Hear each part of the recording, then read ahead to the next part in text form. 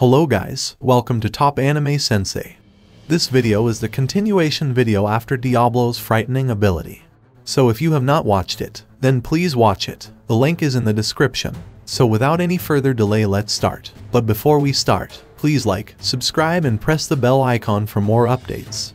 We should also hold on to a trump card, Rimuru had advised. Diablo and Rimuru's opinion was that we shouldn't carelessly use such tremendous and stunning magic.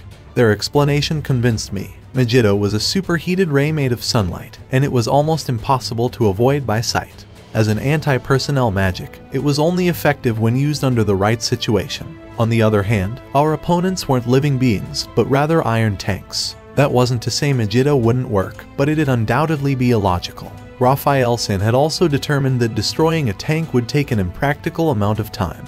Unless the power was increased, that is, the focal temperature of the heat ray was focused to tens of thousands of degrees or more, the tank couldn't be penetrated. Also, since none of the tanks ran on oil, they wouldn't explode and burn like one would typically expect. If tanks couldn't be stopped just by penetrating it with a single heat ray, then it had to be continually hit until it was full of holes and broke down. At that point, it'd be easier to blow it up with nuclear magic than to do such a repetitive task. In that case, we needed to break through multiple layers of anti-magic barriers, and the magician who casted it would have to be dealt with first, which eventually led to a drawn-out magic battle, which made it tactically meaningless. It would have never worked. Thus, other than giving Rimuru the right to command, all I had to do was to watch. However, I should join the war as well, I mumbled, but was immediately interrupted. That's forbidden. As the overall commander, I cannot allow the king to be exposed to danger. More importantly, there was something in the story that the hero Chloe shared that interested me. In the other timeline, somebody had murdered Rimuru-sama. Armed with the knowledge that such a threatening person exists, it is impossible to ask Rimuru-sama to fight on the battlefield. All the executives knew that there was a dangerous person on the enemy's side because I had shared the story, and how it was a possible future outcome. What was their reaction when they found out? The answer was obvious when I looked at Rimuru's face. At the moment, Soi began, the most likely threats are the commanders of the 3 divisions and the 100 members of the Imperial Guardians. There may be other strong individuals hidden that we are unaware about, so we are currently investigating. Please forgive us for being pusillanimous. Soi and the others were currently in the process of gathering information at the risk of their own lives, and it was all for me in order to eliminate threats against me. Now that the enemy's strength is unknown, sending our king, Rimuru-sama, as the vanguard is out of the question.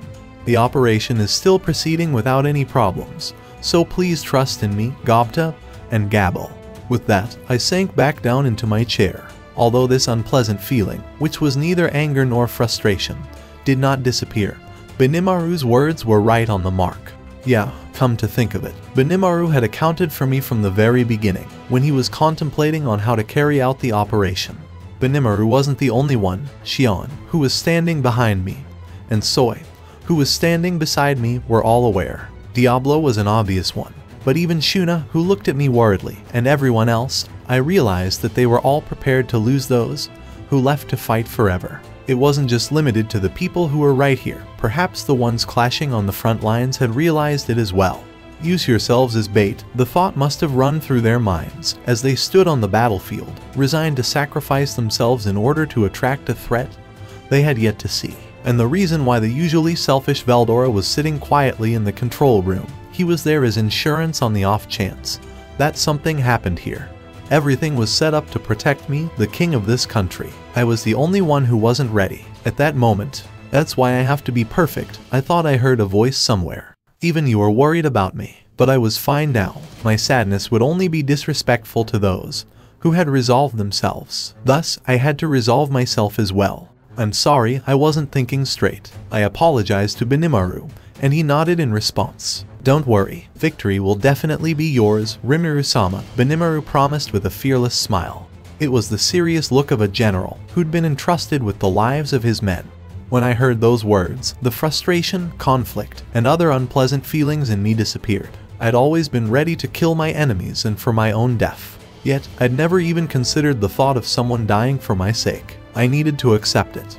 The deed wasn't only for my own sake. I was in a position that symbolized their families, and the framework of a nation that protected and defended them. That was why I had to accept that thought. In return for their actions, defeat would never be tolerated. A symbol was always a symbol, and with it, there was an appropriate way to conduct oneself. With that in mind, I replied to Rimuru in a composed manner so that I would appear calm. Of course, I'd like to tell them all what I said. Is that okay? Please do. With Rimuru's consent and cooperation, I transmitted my will to all my subordinates. His unique skill Generalissimo allowed me to convey my words directly to them. Listen up, crush the enemy with all your might. There is no need to go easy on them. Naturally, that means there is also no need to show any mercy. Use everything you've got and eliminate the enemy as quickly as possible. I gave the order with all of my heart. Rimuru nodded at my words. Smiles appeared on the faces of the other executives. The order meant only one thing. We would no longer hold back our suppressed power. Having understood the meaning of my words correctly, the monsters resumed their activities. And, as a result, the war was about to change drastically. Chapter 2. The devastation begins. All monsters on the battlefield took the declaration from their leader, Rimuru, straight to their soul. The words of their absolute ruler were met with their loyalty and trust. Soon after, they heard another voice give an order. The feigning strategy is now suspended. Crush the fools who caused Rimuru-sama's heart to worry with all your might. With this declaration, there was nothing left to restrain the monsters. A sense of joy filled the monsters' hearts as they let their natural impetus build up, until it was brimming and released their mana. They unsurprisingly had to suppress their Yauki while they were living in town so it wouldn't affect the environment. But now, they fully unleashed it. As a result, the nearby magicule concentration rose a level. There was nothing to fear anymore, and so they charged forward onto the battlefield, driven by their instincts. Datta also heard the order as shells rained down from the sky. Finally, but wait, will it be okay if we left our mission incomplete? Datta muttered to himself. It should be fine, right? Gobzo, his adjutant, replied. Our strategy was to be persistent and let the enemy reveal their hidden hand, but at this rate, the situation will get gradually worse for us. They won't send out their top troops unless we scare them a bit. Really? Yeah. Datta and Gobzo carried out their conversation amidst a battlefield that was bombarded by shells and their subsequent shock waves. Those watching them were amazed at how they could still hear each other. Everyone took their communication abilities for granted.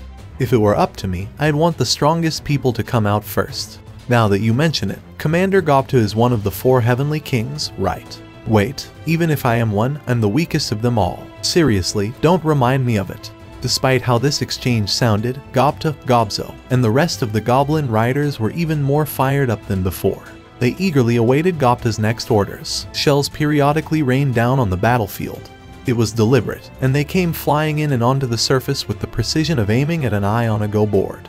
They never intended on annihilating them with direct hits, but rather through the destructive power of shock waves. Datta and the others had seen through their plan and were moving to find a safe zone. A direct hit would kill you instantly. Conversely, if it missed, then you could certainly survive. The people here were all as strong as 100 men, the equivalent of an A- rank. Even if they were seriously injured, they could quickly heal themselves using potions. As a result, Rimuru's strategy was to feign distress. They didn't actually have to lose, they only had to fake being panicked. In the meantime, the rest were supposed to block off the Imperial Army's path of retreat and counterattack at full force. If you wait until the tanks run out of ammunition, then the Empire's strongest soldiers will come to finish you off. Rimuru had told them that as if it was a walk in the park.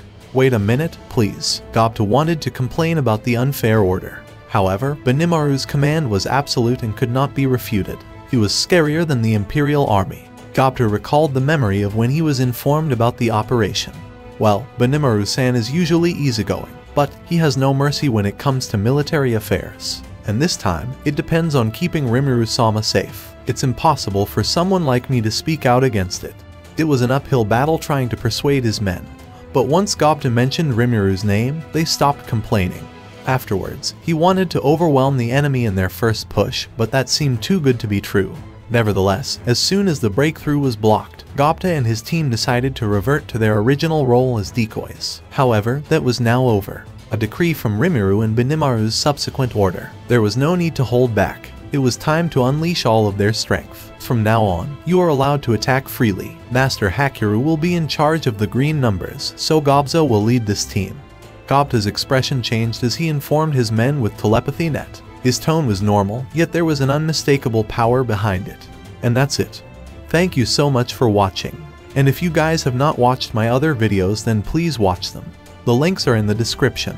And don't forget to like, subscribe and press the bell icon so you don't miss the updates.